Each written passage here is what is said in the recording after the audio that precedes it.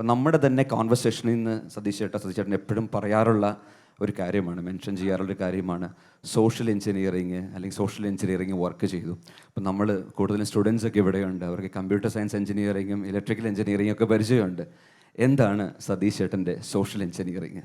Social engineering എന്ന് പറയുന്ന വാക്ക് സാധാരണ പൊളിറ്റീഷ്യൻസ് ഉപയോഗിക്കുന്നത് ഇലക്ഷനൊക്കെ ജയിക്കാൻ വേണ്ടി എല്ലാ കമ്മ്യൂണിറ്റിയും മാനേജ് ചെയ്യുന്ന ഒരു പൊളിറ്റിക്സാണ്. ഒന്ന്. രണ്ട്, സോഷ്യൽ എഞ്ചിനീയറിങ്ങിനൊരു നെഗറ്റീവ് ആസ്പെക്റ്റ് ഉണ്ട്.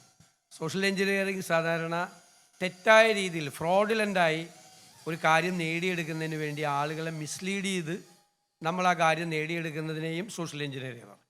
നമ്മളിവിടെ സോഷ്യൽ എഞ്ചിനീയറിംഗ് എന്ന് പറയുന്ന ചർച്ച ചെയ്യുന്നത് പോസിറ്റീവ് ആസ്പെക്റ്റിലാണ്.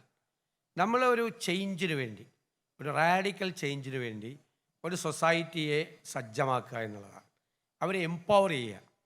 ഇന്ന് പോയിക്കൊണ്ടിരിക്കുന്ന ഒരു സിസ്റ്റത്തിൽ നിന്നും മാറി വലിയൊരു മാറ്റത്തിലേക്ക്, സമഗ്രമായ മാറ്റത്തിലേക്ക്, അടിസ്ഥാനപരമായ ഒരു മാറ്റത്തിലേക്ക്, പ്രതീക്ഷാനിർഭരമായ ഒരു മാറ്റത്തിലേക്ക്, അതിലേക്ക് നമ്മൾ ആളുകളെ അതിനനുയോജ്യരാക്കുക.